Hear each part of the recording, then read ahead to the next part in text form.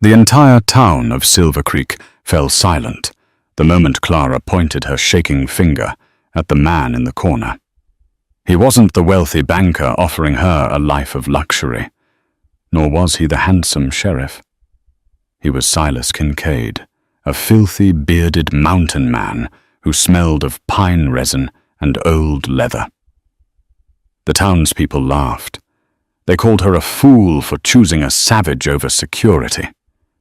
They whispered that she'd be dead or starving by winter. But Clara didn't know the truth. She didn't know that the man she just married wasn't just a hunter. And she certainly didn't know that the cabin he was taking her to was actually a fortress of gold that would make the banker's house look like a stable. When the truth finally came out, nobody was laughing anymore. The dust in the Silver Creek Town Hall hung heavy in the stifling afternoon heat. It was late August 1887, and the air smelled of stale tobacco, unwashed bodies, and the distinct metallic tang of desperation. Clara Darrow stood on the raised wooden platform, her hands clasped so tightly together that her knuckles had turned the color of bone. She wore her only good dress, a faded blue calico that had been patched 3 times at the hem. She tried to keep her chin high, but her eyes betrayed her terror. She was 22, penniless, and according to the executor of her late father's estate, out of options. "Come now, Clara," drawled Cornelius Sterling. He leaned against the front railing, swirling a glass of expensive whiskey. "Don't make this difficult. You have no home. Your father's debts are substantial. I am offering to absorb those debts in exchange for your companionship." Cornelius was 50, soft in the middle, and owned half the businesses in the Montana Territory. He also had a reputation for beating his horses, and it was rumored his first 2 wives hadn't died of natural causes. "I would rather starve," Clara said, her voice trembling, but audible. The crowd muttered. Most of the town had gathered. It wasn't every day the daughter of the late disgraced Judge Darrow was forced to find a husband or face the workhouse. "Starvation is painful, my dear," Cornelius sneered, stepping closer. "Look around. Who else will have you? You're the daughter of a gambler. You have nothing to bring to a marriage but debt. I'll take her." The voice came from the back of the room.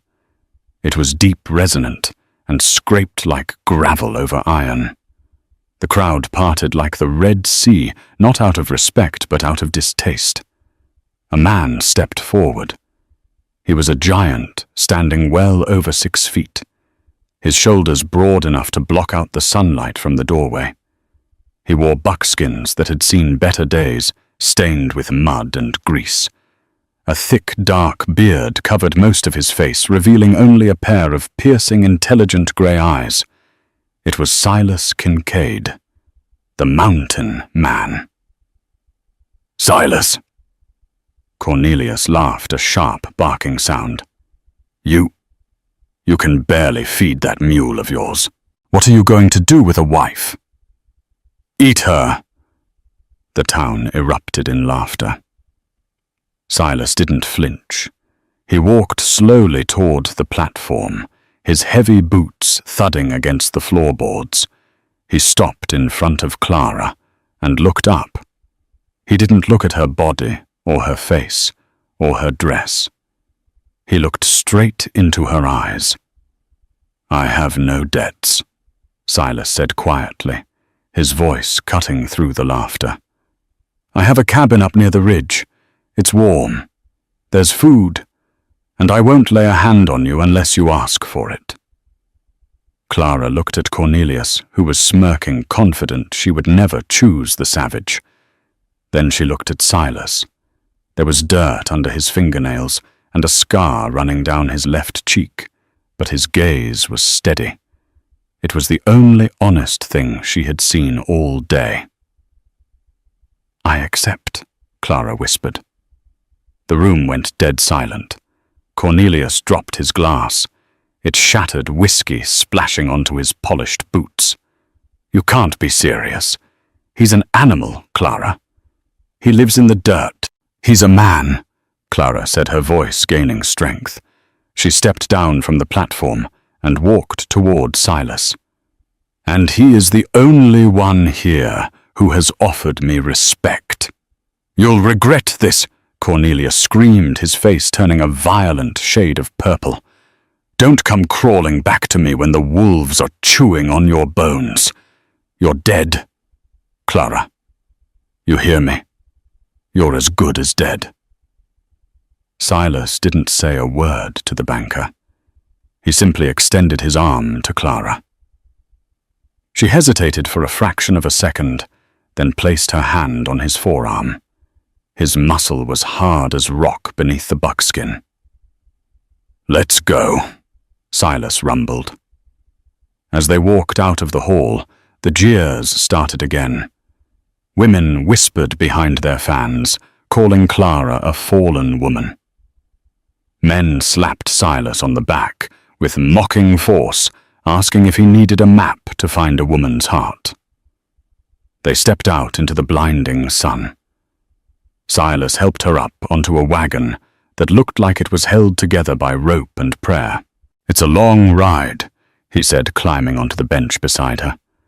"Best not to look back."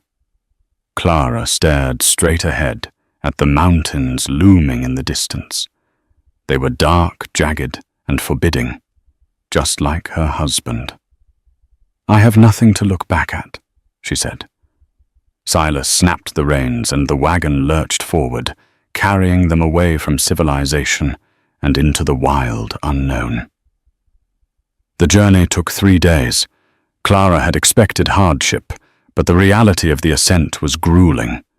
The air grew thinner and colder with every mile.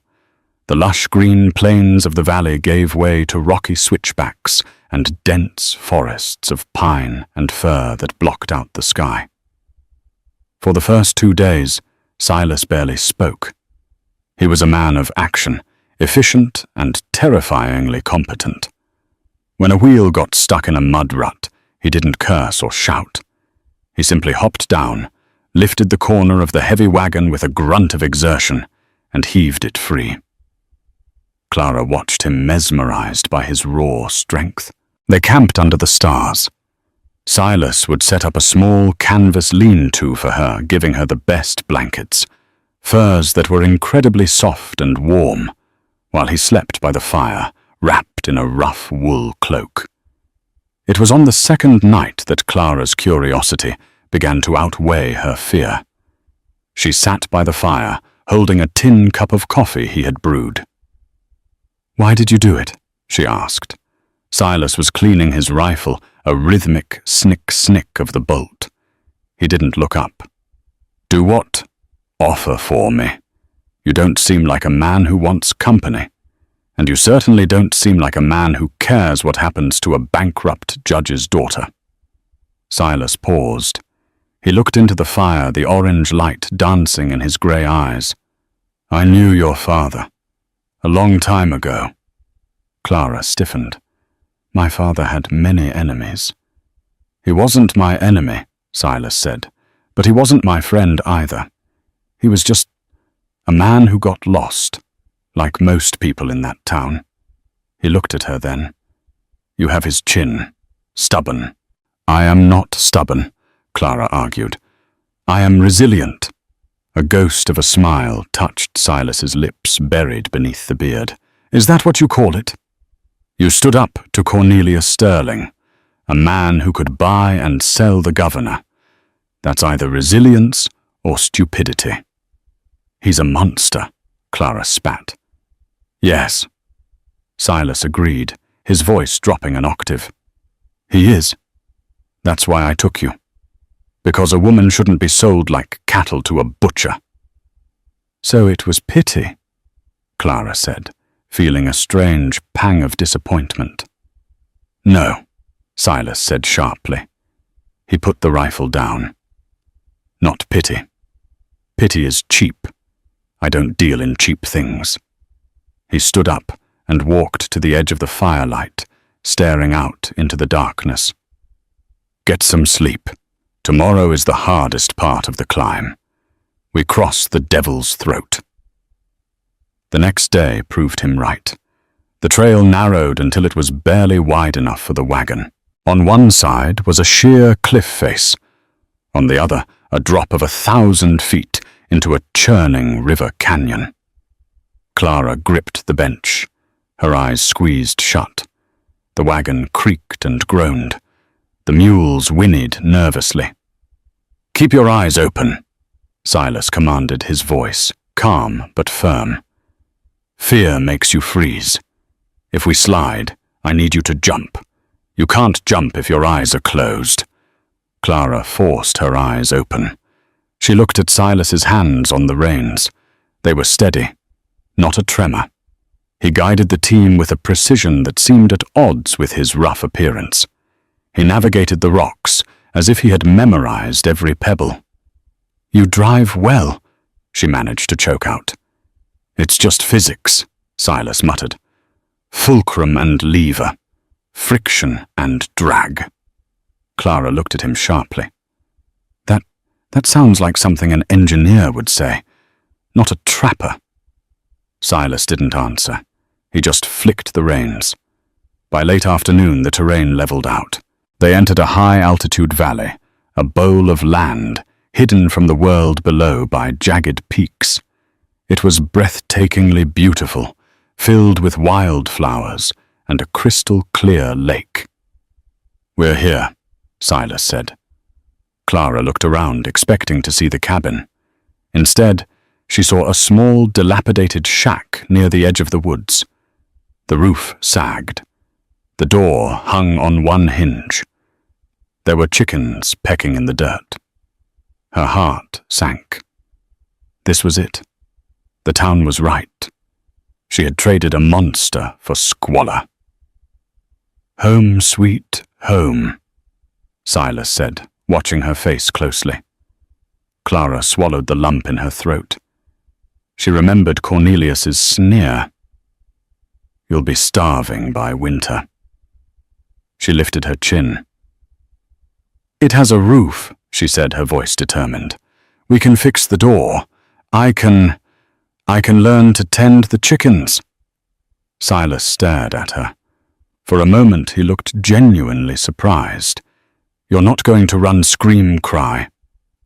"I made my choice, Silas," Clara said, climbing down from the wagon. She smoothed her dress. "I told you, I am resilient. Where is the broom?" Silas sat on the wagon for a long moment, watching her march toward the ruin of a shack. A strange expression crossed his face, something like admiration, or perhaps guilt. "Clara!" he called out. She turned her hand on the broken doorframe. "Yes, don't go in there," he said. "Why is it not safe?" "It's safe enough for the chickens," Silas said. He hopped down from the wagon and walked toward her. "But it's not for you." "I don't understand," Clara said, confused. "You said this was your cabin." "I said I had a cabin up near the ridge," Silas corrected. He pointed past the shack toward a dense thicket of spruce trees that seemed to grow against the cliff wall. "That is the decoy." "The what?" "The decoy. To keep people away. To keep the tax collectors and the thieves and men like Cornelius Sterling thinking I'm just a dirt-poor hermit." Silas walked past her to the thicket. He reached into the branches and pulled a lever hidden in the rock. With a deep, grinding rumble, a section of the cliff face camouflaged by moss and stone began to move. It swung open on massive oiled hinges. Clara gasped, stepping back. Behind the false rock face was a tunnel paved with smooth stone and lit by gas lamps that flickered into life as the draft hit them. "What is this?" she whispered. Silas turned to her. The rugged mountain man posture seemed to melt away. He stood straighter. He looked regal. "My father wasn't a trapper, Clara," Silas said softly. "My father was Archibald Kincaid." the man who discovered the lost Dutchman's gold. But he knew money made people crazy. So he built this. He held out his hand. Come with me. Let me show you the truth. The tunnel was cool and smelled faintly of burning cedar and oil. Clara walked in a daze, her hand still gripping Silas's arm, though now it was for balance rather than reassurance. The rough stone walls of the passage gave way to smooth, polished granite. "Watch your step," Silas murmured. His voice echoed slightly. "The acoustics are strange in the entry hall." They rounded a bend, and the world opened up. Clara stopped dead. Her breath hitched in her throat. They were standing on a balcony, overlooking a cavernous space that defied logic. It wasn't just a house. It was a palace built into the very bones of the mountain. Massive natural pillars of rock had been carved into ornate columns. The floor was a mosaic of polished marble in shades of cream and charcoal. But the most shocking feature was the light. High above fissures in the mountain peak had been fitted with thick angled glass and mirrors channeling the afternoon sun down in brilliant shafts that illuminated the room without revealing the interior to the outside world. "This is—" Clara stammered, her mind unable to reconcile the dirty shack outside with this opulence. "This is impossible." "My father was a paranoid man," Silas said, looking out over the hall with a critical eye. "But he was brilliant. He found the gold vein right here in this cavern. Instead of hauling it out, he used it to build this. He called it the sanctuary." He led her down a sweeping staircase carved from the living rock. As they descended, a door at the far end of the hall opened. An older woman with silver hair, pulled into a tight bun, hurried out wearing a crisp black dress and a white apron that was spotless. "Master Silas," she cried, her voice thick with relief. "We saw the signal mirror. You're back early." "Martha," Silas nodded. "Is the east wing prepared?" "Always, sir," Martha said. She stopped in front of them, her eyes widening as she took in Clara. She looked at Clara's patched dress, her dust-streaked face and her worn boots. Then she looked at Silas.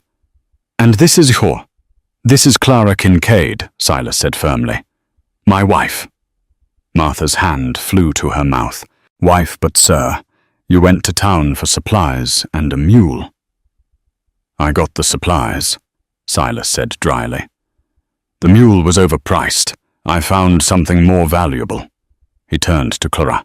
"Martha runs the household. Her husband Thomas manages the perimeter and the generator. They are the only two people on Earth who know this place exists." Clara felt a flare of anger cut through her shock. She pulled her arm away from Silas. "You lied to me," she said, her voice trembling. "Back in town, on the trail. You let everyone believe you were a beggar. You let me believe I was walking into a life of poverty." Silas signaled Martha to leave them. The older woman curtsied nervously and retreated into the shadows. Silas turned to Clara. He looked different in this light. The dirt of the trail seemed out of place against the marble, but his stature fit the grandeur of the room perfectly. "I didn't lie, Clara," he said calmly. "I told you I had a warm cabin. This is warm. I told you I had no debts. I don't." "You played a game," Clara snapped, stepping closer to him. "You humiliated Cornelia Sterling. Yes, but you tested me. You wanted to see if the desperate girl would settle for the dirt." "Yes." Silas admitted, his gaze unflinching. "I did." "Why?" Silas walked over to a heavy oak table and poured a glass of water from a crystal pitcher. "Because everyone wants the Kincaid gold, Clara. Men have died trying to find this mine. Women have tried to seduce me, trick me, and trap me just to get a glimpse of a ledger. I needed to know if there was a single person left in this territory who valued me more than comfort." He walked back to her and held out the water. "You chose the shack," he said softly.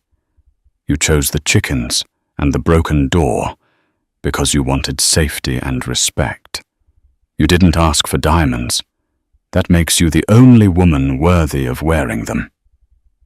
Clara stared at the glass of water. Her throat was parched, but her pride was stinging. "I am not a prize to be tested, Silas," she whispered. "No," he agreed. "You are a partner to be trusted, and now that you are here, everything I have is yours. But you must understand one thing." His expression darkened. The grey eyes turned to steel. "We are hidden for a reason. Cornelius Sterling isn't just a banker. He is a vulture. If he knew this place existed, he would bring an army to burn us out and claim the claim rights. You can live like a queen here, Clara, but you can never leave." Clara felt a chill that had nothing to do with the cave's temperature. "Never. Not until Sterling is dead or in prison," Silas said. "Safety has a price. The price is isolation." Clara looked around the golden cage. It was beautiful. It was safe. And it was a prison. "I need a bath," she said quietly. Silas nodded. "Martha will attend to you. There are clothes in the wardrobe. My mother's things. They should fit." As Clara walked away, following the maid, she glanced back. Silas was standing alone in the center of the vast, sunlit hall, looking less like a husband and more like a dragon guarding his hoard. She had escaped the wolf in town, only to marry the dragon in the mountain. 2 weeks passed. Life in the sanctuary was a surreal dream. Clara adjusted to the rhythm of the mountain fortress, though the silence was sometimes deafening. The mansion was a marvel of engineering. There was hot water pumped through copper pipes, heated by a thermal vent deep in the rock. There was a library filled with 3,000 books, more than Clara had seen in the town library of Silver Creek. She spent her days reading, exploring the vast interconnected chambers, and helping Martha in the kitchen, despite the maid's protests. But the most confusing puzzle was Silas. He was a man of contradictions. By day he disappeared into the lower levels of the mine, or worked in his study, managing a vast investment portfolio through encrypted letters that Thomas the manservant hiked down the mountain to mail from a distant trading post. By night, they dined together at a long mahogany table. Silas had shaved his unruly beard down to a neat, close-cropped style, revealing a strong jawline and a mouth that was quicker to smile than she had first thought. He treated her with an exquisite, distant courtesy. He never touched her without permission. He pulled out her chair. He listened when she spoke about the books she was reading. But there was a wall between them. He slept in the west wing. She slept in the east. One evening a storm raged outside. Thunder shook the very foundations of the mountain, vibrating through the stone floors. Clara was in the library trying to read a volume of poetry, but her mind was racing. She couldn't take the polite distance anymore. She set the book down and marched to Silas's study. She didn't knock. She pushed the heavy doors open. Silas was standing by a map spread out on his desk, a revolver disassembled before him. He looked up, startled. "Clara, is something wrong?" "Yes," she said, storming into the room. She was wearing a gown of emerald green silk that had belonged to his mother, the fabric rustling softly. "We have been married for a fortnight, Silas. We live in a palace. You feed me the finest food and clothe me in silk, but you look at me like I am a porcelain doll that might break." Silas sighed, rubbing his temples. "I am trying to be respectful. You were forced into this marriage." "I chose this marriage," Clara countered. "I chose the man in the buckskins, but I don't know who you are. Are you the mountain man, Or are you this tycoon hiding in a cave?" Silas stood up and walked around the desk. He stopped inches from her. The air between them crackled with electricity. "I am both," he said, his voice low. "And I am neither. I am a man who has been alone for 10 years, Clara. I don't know how to be a husband. I only know how to be a protector." He reached out his calloused fingers, grazing her cheek. "I look at you and I see the only good thing in my life. And I am terrified that my darkness will dim your light." Clara leaned into his touch. Her heart hammered against her ribs. "I am not afraid of the dark, Silas. I lived in the shadow of my father's disgrace for years. I can handle yours." Silas's eyes searched hers. For the first time, the wall crumbled. He lowered his head, his lips brushing hers, tentative at first, then with a hunger that spoke of years of solitude. It was a kiss that sealed their bond, far more than the ceremony in the dusty town hall. But the moment was shattered by a frantic pounding on the study door. "Sir Master Silas!" It was Thomas. His voice was cracked with panic. Silas pulled back his hand, instantly going to the frame of the revolver on the desk. "Enter!" Thomas burst in dripping wet from the rain. He was clutching a brass telescope. "You need to see this, sir. The perimeter tripwire was triggered." Silas's face hardened into stone. The tender husband vanished. The soldier returned. "Where?" "The lower switchback, near the decoy shack." "Show me." Silas grabbed his rifle from the rack and threw a heavy cloak over Clara's shoulders. "Stay here." "No," Clara said, grabbing his arm. "You said we are partners. If someone is out there, I need to know." Silas hesitated, then nodded. "Stay behind me, and be quiet." They ran through the halls up a spiral staircase that led to a hidden observation post high in the cliff face. It was a small room with a slit in the rock fitted with a powerful spyglass. Silas peered through the glass, ignoring the rain lashing against the mountain. He swore softly, a harsh, violent sound. "What is it?" Clara asked, peering into the darkness. "Look," Silas said, stepping aside. Clara looked through the lens. Down in the valley, near the dilapidated shack where Silas had first tested her, there were torches burning. Horsemen. 6 of them. They wore long oilskin dusters and wide-brimmed hats. Even from this distance, the malice in their posture was evident. They were circling the shack. One figure rode forward on a massive black stallion. He held a torch high, illuminating his face. Clara gasped, her blood running cold. It was Cornelius Sterling, and he wasn't alone. Beside him sat a man hunched over in the saddle wearing a ragged poncho. The man dismounted and examined the ground, then pointed not at the shack, but up toward the cliff face where the secret entrance was hidden. "Who is that with him?" Clara whispered. "That," Silas said, the bolt of his rifle clicking as he checked the chamber, "is Red Jack, the best tracker in the territory. He's found the wagon tracks leading into the rock." Below them, Cornelius threw the torch onto the roof of the decoy shack. The dry wood caught instantly, flaring up into a bonfire against the dark storm. "He knows," Silas said grimly. "He knows I'm not just a hermit. He's burning the lie."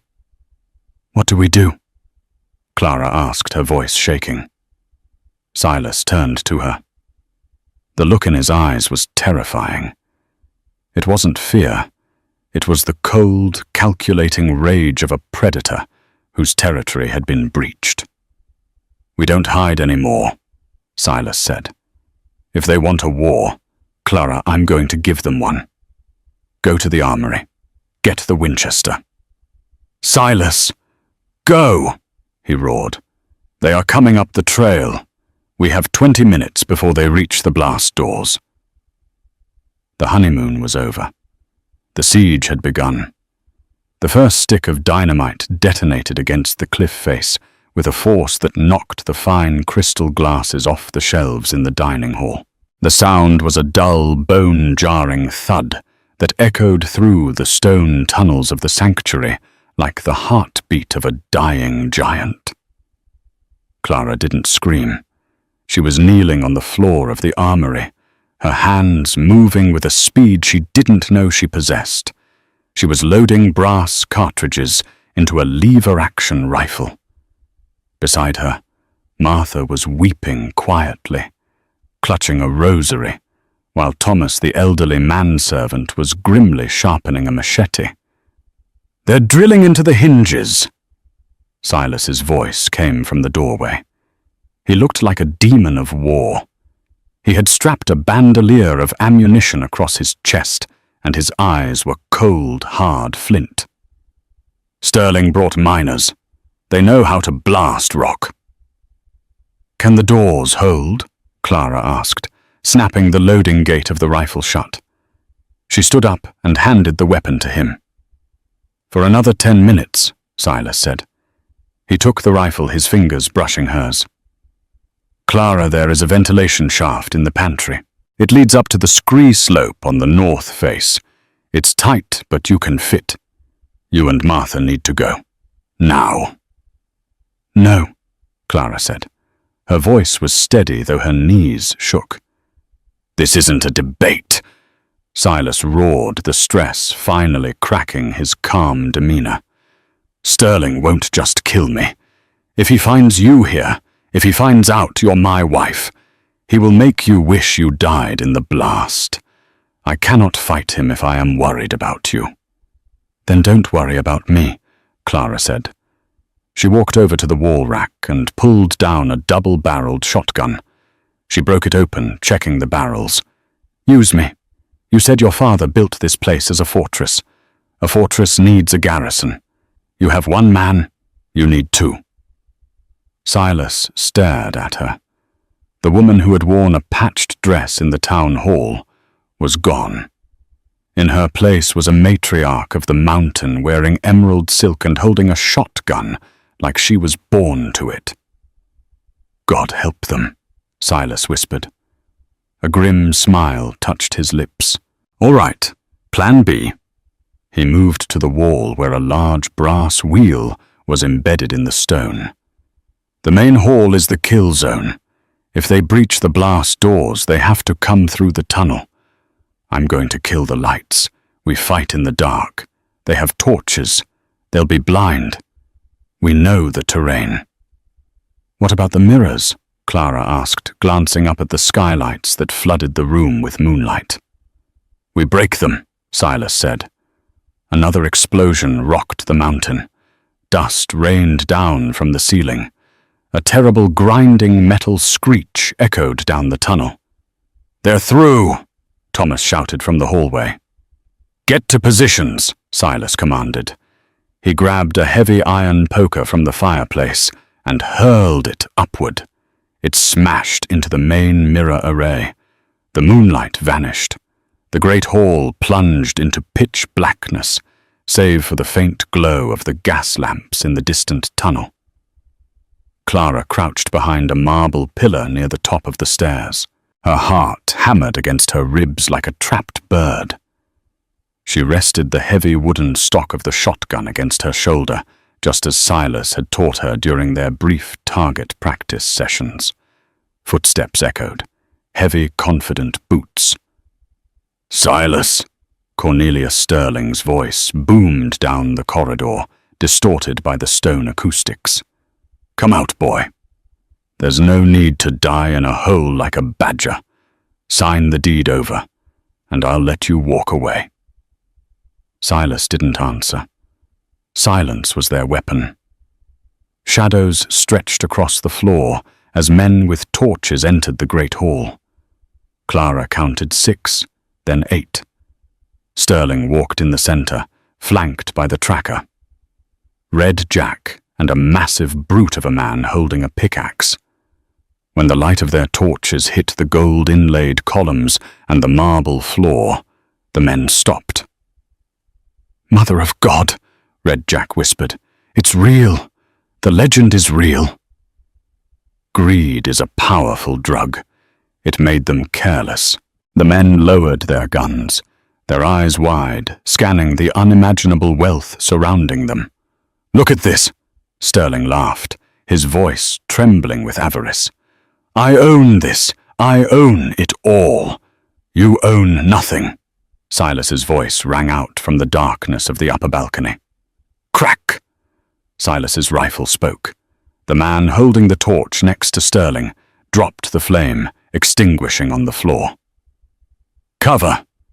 Take cover!" Sterling screamed. The hall erupted in chaos. Gunfire flashed in the dark, lighting up the room in strobe-like bursts. Clara saw a figure running toward the stairs, a man with a knife in his teeth. She didn't think. She didn't hesitate. She aimed at the center of the mass and pulled the trigger. The shotgun kicked hard, bruising her shoulder, but the man flew backward as if hit by a train. "Flank them!" Sterling yelled. "Get up the stairs! Thomas the oil!" Silas shouted. The old manservant, hiding near the floor level, pulled a release valve. Gallons of slick, crude oil stored for the generator flooded the marble floor at the base of the stairs. Two of Sterling's men slipped crashing down hard. Silas picked them off with terrifying precision. Bang! Bang! But there were too many of them, and they had dynamite. "Flush them out!" Sterling roared. He lit a stick of dynamite and hurled it blindly toward the upper balcony. "Move!" Silas tackled Clara, shielding her body with his own. The explosion blew out part of the stone railing. Debris rained down on them. Clara's ears rang. Dust choked the air. When the smoke cleared, Silas didn't move. "Silas!" Clara coughed, shaking him. "Silas!" He groaned, rolling over. Blood was streaming from a gash on his forehead, blinding his left eye. He tried to stand, but his leg buckled. Shrapnel.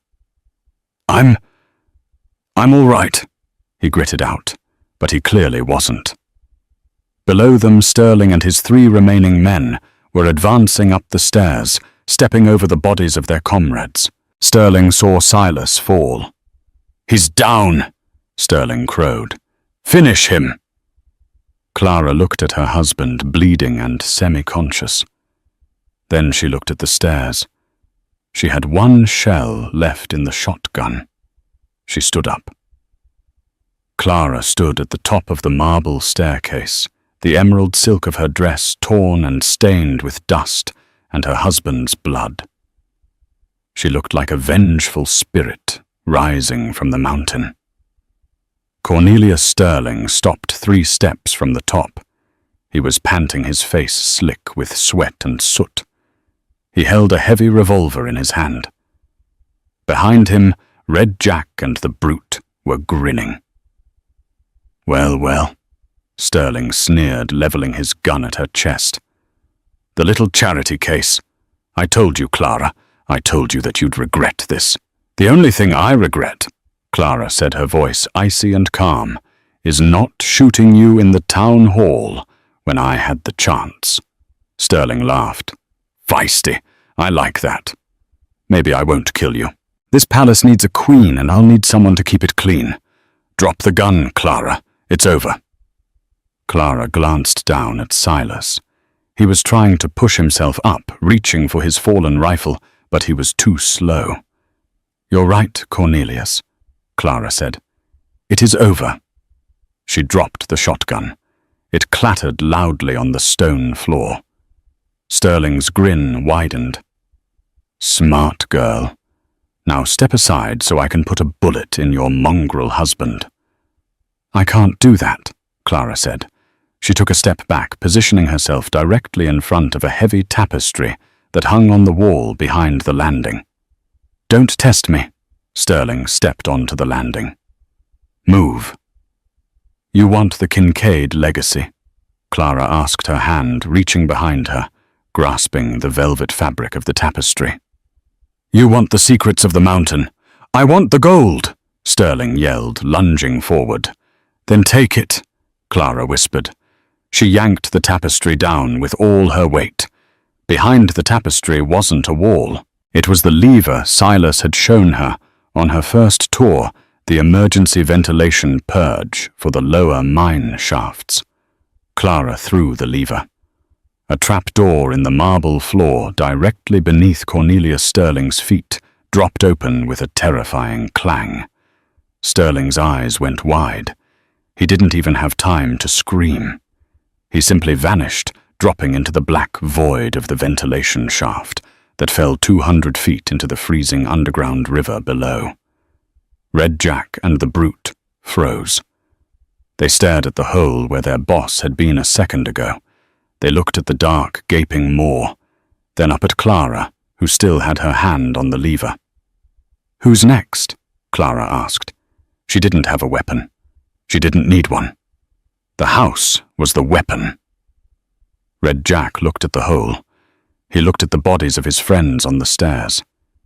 He looked at Silas, who had finally managed to lift his rifle, the barrel shaking, but pointed directly at Red Jack's chest.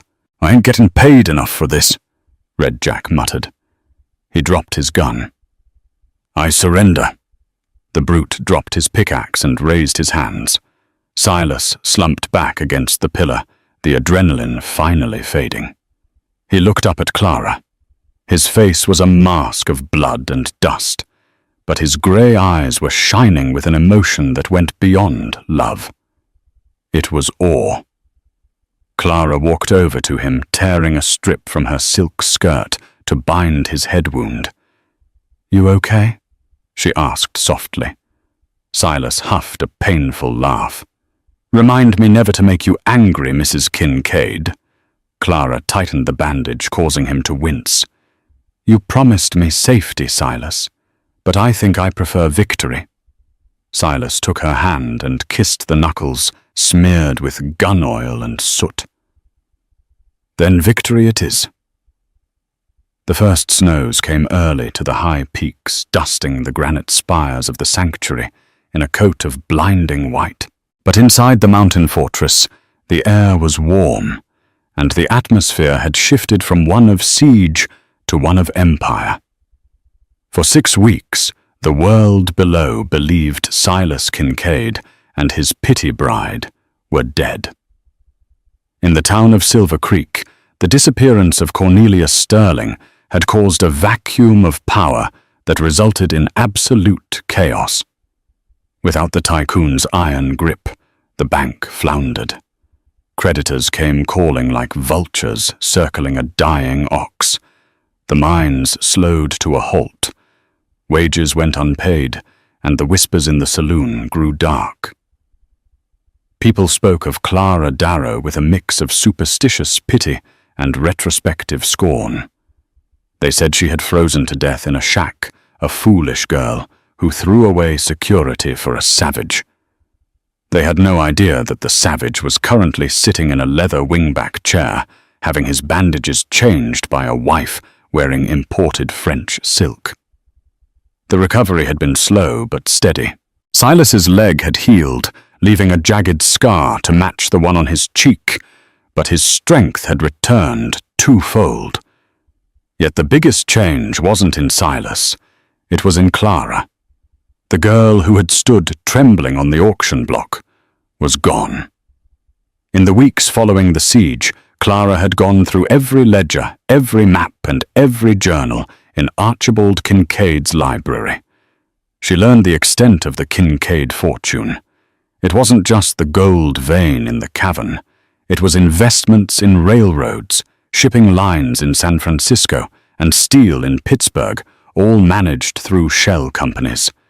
Silas had been content to live as a hermit guarding his hoard.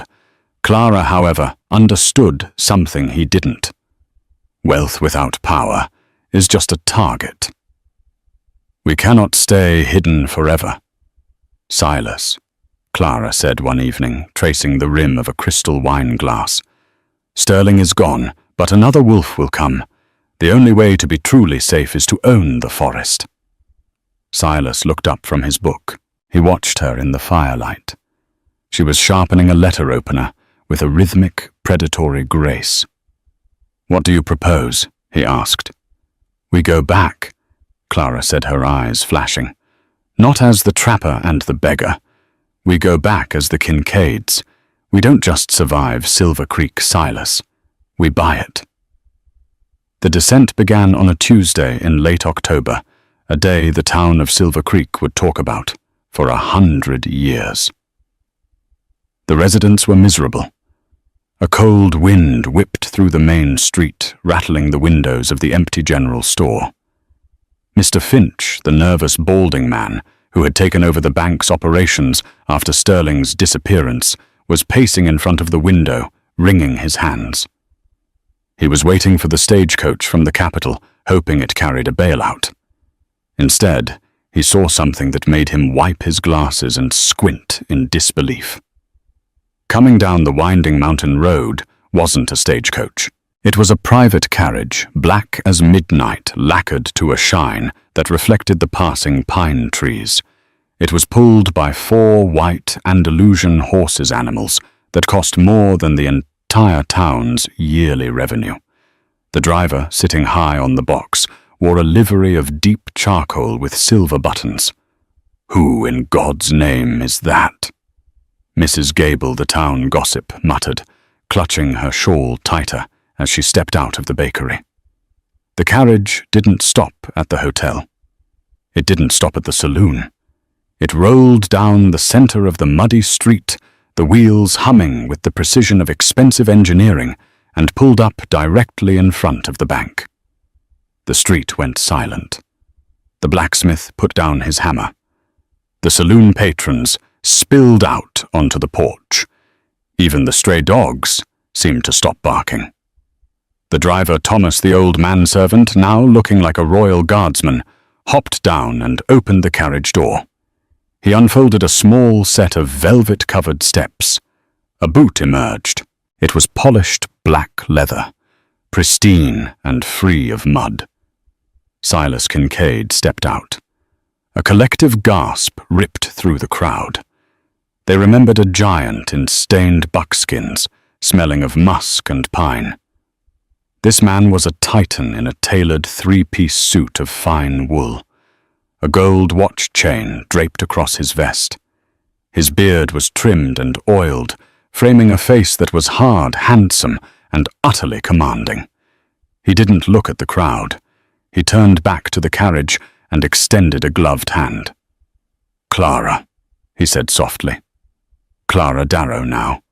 Clara Kincaid took his hand and descended. If Silas looked like a king, Clara looked like a deity. She wore a gown of deep crimson velvet that seemed to absorb the light.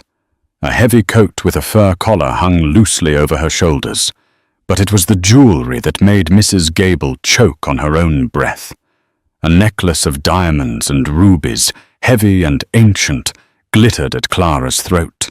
It was the Kincaid heirloom, a piece rumor said was lost in a poker game 20 years ago. Clara stood on the boardwalk, looking out at the town that had laughed at her. Her expression was unreadable, her posture erect. She met the gaze of the baker who had refused her credit a month ago. She looked at the sheriff, who had turned a blind eye to her father's ruin. "They're staring," Silas murmured, stepping up beside her. "Let them stare," Clara replied, her voice cool and carrying. "They need to know who we are." Mr. Finch came stumbling out of the bank, nearly tripping over his own feet. Can I help you folks? We are, closing early due to—" "You are not closing," Silas rumbled. His voice still had the gravel of the mountain, but now it carried the weight of authority. "We are here to make a deposit." "A deposit?" Finch blinked, sweat beading on his forehead, despite the cold. I'm afraid the bank's liquidity is complicated at the moment, Mr.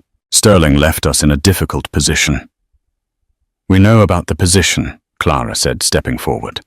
We know about the liquidity, and we know about the foreclosure notices you prepared this morning for the Miller farm and the widow Higgins. Finch went pale. How could you possibly? Inside, Silas ordered. It wasn't a request. Finch scrambled backward, holding the door open. Silas and Clara swept inside, the heavy scent of expensive perfume and tobacco smoke displacing the smell of stale fear in the lobby. The entire town pressed their faces against the glass windows of the bank, desperate to see what was happening. Enraged Clara walked to the main desk and ran a gloved finger along the dusty wood. She turned to Finch, who was trembling behind the counter.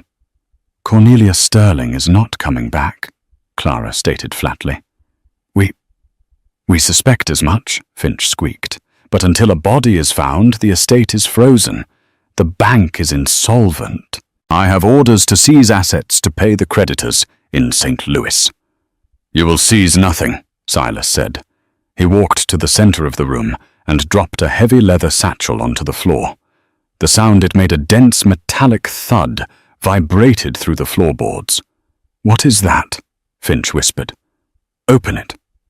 Finch walked around the counter.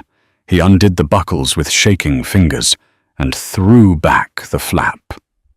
The gleam of pure, unrefined gold bars hit him like a physical blow. Merciful heavens! Finch gasped, falling to his knees. He picked up a bar. It was heavy rough cast and stamped with a singular mark, Kincaid. That is $10,000 in bullion, Silas said calmly. There is another $40,000 in the carriage, and the claim it came from is still producing. Finch looked up, his eyes bulging. You found it? The lost Dutchman? It wasn't lost, Silas said. It was just waiting. We are buying the bank, Clara interjected, her voice sharp. We are buying the debt. Every cent owed by every family in this town is now owned by us. Finch swallowed hard. Mrs. Kincaid, that is incredibly generous. But the paperwork, the legalities... Clara reached into her coat and pulled out a thick envelope. She tossed it onto the gold. The deed to the Sterling estate, she said, and a confession signed by Red Jack before he was escorted to the territorial prison. It details Mr. Sterling's illegal land grabs, his embezzlement, and his bribery of bank officials, specifically his bribery of you, Mr. Finch. The blood drained from Finch's face entirely. He looked like a ghost. I had no choice, he stammered. Sterling. He was a monster.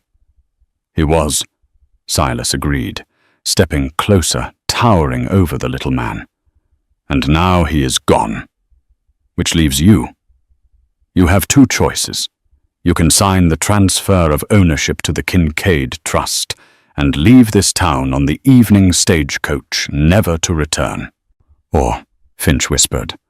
Or, Clara said, leaning in her voice, dropping to a dangerous whisper. I hand that confession to the sheriff, and you spend the rest of your life breaking rocks in Yuma. Finch didn't hesitate. He scrambled for a pen. Where do I sign? I'll sign anything. 10 minutes later, the door to the bank opened again. The crowd outside had grown. Everyone from the mayor to the stable boy was there. They went silent as Silas and Clara emerged. Silas stood at the top of the stairs looking out over the town. He didn't look like an outsider anymore. He looked like the patriarch. Mr. Finch has resigned, Silas announced, his voice booming. The bank is under new management. A ripple of confusion went through the crowd. What about our loans? A farmer shouted from the back. I can't pay Sterling's rates. They're going to take my land. Clara stepped forward. The wind caught the hem of her red velvet dress, making it ripple like a flag of conquest. "There are no more sterling rates," Clara declared. "Interest on all agricultural loans is suspended until the spring harvest." A shockwave of disbelief hit the crowd. A woman near the front burst into tears. "Furthermore," Clara continued, her eyes scanning the faces of the people who had mocked her wedding day, "the Kincaid Trust will be investing in the Rios opening of the lumber mill. We need men to work, for honest pay." Cheers began to erupt, scattered at first, then growing into a roar. But Clara raised a hand, silencing them instantly. She wasn't finished. She walked down the steps, the crowd parting for her, like the Red Sea. She stopped in front of Mrs. Gable and the group of society women who had called her a fallen woman when she left with Silas. The women shrank back, terrified of the retribution this powerful, wealthy stranger might exact. Clara looked them up and down. She saw their worn dresses, their tired faces. She saw the fear in their eyes, the same fear she had felt standing on the auction block. "This town has been ruled by fear for too long," Clara said, her voice softer now, but no less intense. "You turned on each other to survive.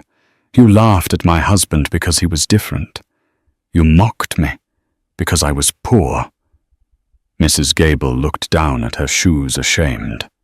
"I could buy this town and burn it to the ground," Clara said. "I could evict every one of you who sneered at us."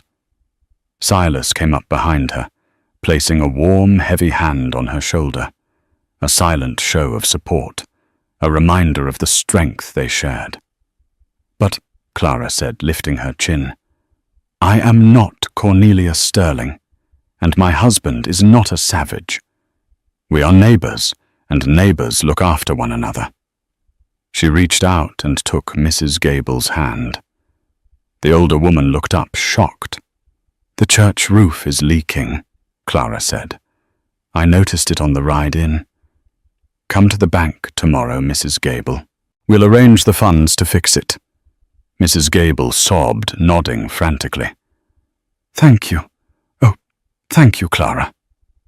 I mean, Mrs. Kincaid." Clara smiled. It wasn't the shy smile of the girl she used to be. It was the benevolent, dangerous smile of a queen who knew exactly where the bodies were buried, but chose peace. "Clara is fine," she said. She turned back to Silas. He offered her his arm. "Ready to go home, Mrs. Kincaid?" he asked. "The mansion is waiting." "Not just yet," Clara said, looking toward the old, abandoned courthouse where her father had been disgraced. "We have one more stop. I believe the judge's bench needs a new portrait." Silas laughed, a deep, booming sound that echoed off the canyon walls.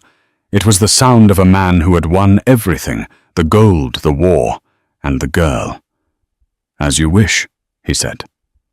They walked down the center of the street, the mud yielding to their boots, the townspeople bowing their heads in respect, not for the money, but for the mercy. As they reached the carriage, Silas paused, looking back at the peaks looming in the distance, where the secret of the sanctuary remained hidden.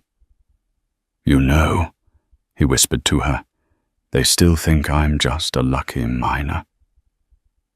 Clara squeezed his arm, her diamonds catching the afternoon sun.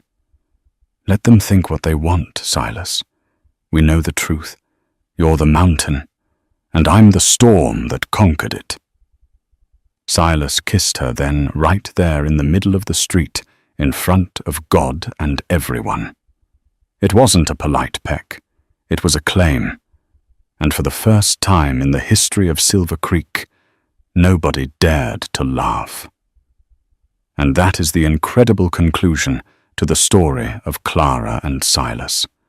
From a humiliating auction in a dusty town hall to ruling the very valley that rejected them. Their journey proves that true power doesn't come from bullying others. It comes from resilience, partnership, and a little bit of hidden gold. I love how Clara didn't just take revenge. She took control. She showed the town that kindness backed by undeniable strength is the ultimate victory. It's a classic reminder that the person you underestimate today might be the one holding your mortgage tomorrow. What did you think of Clara's decision to forgive the townspeople instead of destroying them? Was she too soft, or was it the ultimate power move? Let me know your thoughts in the comments below. If you enjoyed this Wild West romance saga, please smash that like button. It helps the algorithm find more listeners like you. Don't forget to subscribe and turn on notifications so you don't miss our next story. Thanks for watching.